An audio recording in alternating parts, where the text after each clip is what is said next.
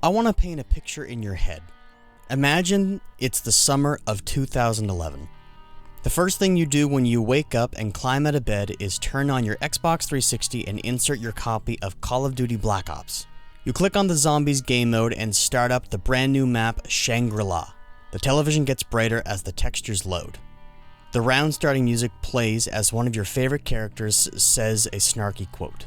You're staring into the beautiful skybox. You keep getting close to the walls to look at the details in the stone. You take a step back to soak it all in, and the first thought that comes to your mind is, must be on Mars. Shangri-La being on Mars is a theory so old it has evolved or devolved into a meme. However, it still sparks elongated conversation between peers over whether the map does take place on the barren red planet. There's always the person who says, "What are you, stupid?"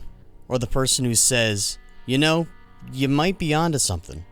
And then there's the person who says, "I'm bored, I'm going to play Peggle." Peggle? There are Easter eggs to solve and fire zombies to kill. We have to save Brock and Gary. Ultimately, the Shangri-La is on Mars theory has been around since the launch of the map, and upon first thought, you may just brush it off as a ridiculous theory. However, when you start to break down the reason why Shangri-La couldn't possibly be on Mars, you start to uncover some glaring reasons why Shangri-La possibly could be on Mars. I want to preface by saying that the data I have compiled in an attempt to prove the possibility of Shangri-La being on Mars can be somewhat absurd. However, I do have some reasons why the absurdity of the data could further add to the data. Shangri-La, in terms of tonality, is much on the red side of things. The dirt is red, the bricks, the structures are made out of are red, etc. The red dirt is pretty blatant and obvious when thinking about Shangri-La as being on Mars, and this ties into the reason why the bricks would be red as well.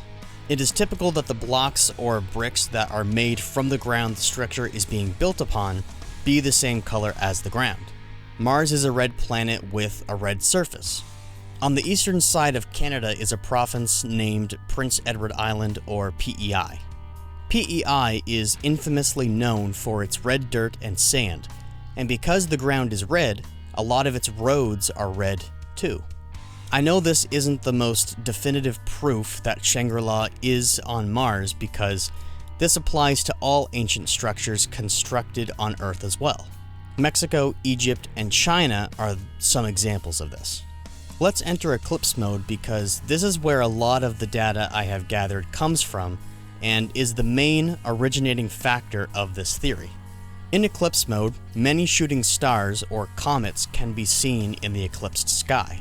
There are far more comets than are typically seen in Earth's night sky, let alone an eclipsed sky. I want to show you an image of Earth's night sky. I have chosen the night sky in particular because it will accentuate the point I'm trying to make more than an eclipsed sky. As you can see, there are far fewer comets than can be seen from Shangri-La during eclipse mode. Now here is an image of the night sky from Mars, and as you can see, there are many comets seen in the sky. Here's another photo of the night sky from Mars. Again, I know this isn't definitive proof. Who's to say these are images from the surface of Mars? Well, the first Mars image I have shown you here comes from space.com, and the second image shown is from the Planetary Society. So, two very respectable and reputable sources. Now let's go back into eclipse mode and look at the eclipse itself. Something feels off when looking at this eclipse. That does not look like Earth's moon. It looks quite a lot like Mars's moon, Phobos, the biggest of its two moons. The problem here is that Phobos still isn't large enough to fully block the sun during a solar eclipse on Mars. However, this could ultimately be a creative decision to make Phobos fully cover the sun from the point of view of Shangri-La. Now, if I were playing a game of poker, this would be my royal flush. This would be my full house. This would be my four of a kind. When entering no-clip mode and flying high above the map, eventually we can see Mars's surface. The textures of this fake Earth peel away, revealing the true identity of the planet we stand on the surface of. Alive from the beginning, a map full of deceit and false truths, Shangri-La is most definitely on Mars.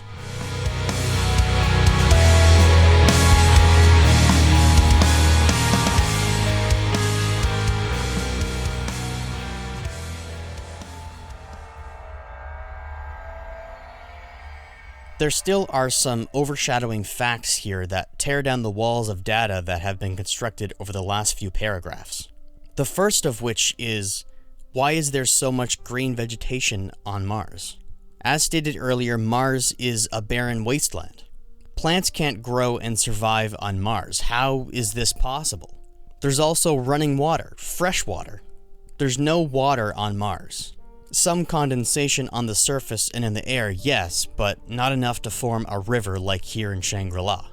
On the map, we're in a constant state of either sunrise or sunset, but sunrises and sunsets on Mars are blue due to the carbon dioxide in the planet's atmosphere scattering the red light from the sun. This leaves us with one of the most important facts of them all: breathable air.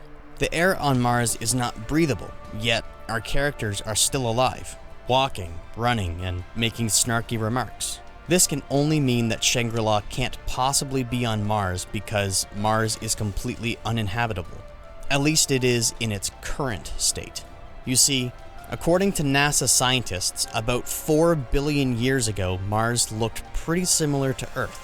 A terraforming planet with rivers and lakes on its surface that ultimately disappeared through atmospheric escape. But let's, for a moment, remember that we're playing Call of Duty Zombies. A game with such a convoluted story involving the Aether, Apothecans, and Agarthan devices, stretched across many universes and alternate realities. I believe it's possible that when switching into Eclipse mode, you're transported to a universe where Shangri-La is on Mars. Or at least we exist within a universe where Mars is habitable and Shangri-La itself is moved through space and time to the surface of Mars. A user on Reddit by the name WWWWario puts it perfectly. The temple didn't just travel in time, it traveled in space. This has happened before in the story with Buried being transferred from the 1200s to 2025, merged with an underground mine. Shangri-La was transported to a time when Mars had an atmosphere and a live environment. The moon alone straight up confirms it, as that is simply not Earth's moon. In Vril lore, Mars was the first planet inhabited by them. Vril in COD Zombies is of course the Keepers. In real life, there are even lots of signs of Mars having rivers and water millions of years ago. In other words, the Eclipse section of Shangri-La is on Mars millions of years ago.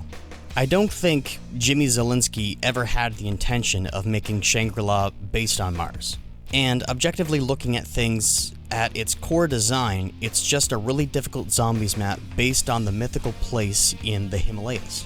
However, it was never Jimmy Zielinski's intention to have such a convoluted story be born from a zombie that sounded like it was screaming, "Sam," way back in Call of Duty World at War. So, is Shangri-La on Mars? Sure it is. Why can't it be? Shangri-La is whatever you want it to be.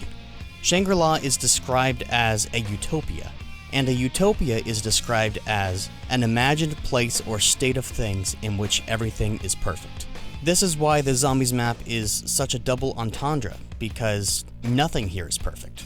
Brock and Gary are stuck in Shangri-La's traps. The Ultimates crew has to fight off hordes of zombies. And the baby gun won't appear in the f***ing box, though I've hit the box 37 times, spent 35,150 points, and I've gone down 3 times, so I don't have any more quick revives left, and I need to buy a jug, but what if the next box hit is the baby gun? But also, what if I get the baby gun and then go down? I don't have any more quick revives, so it'll be game over, and then I'll get mad and throw my controller across the room.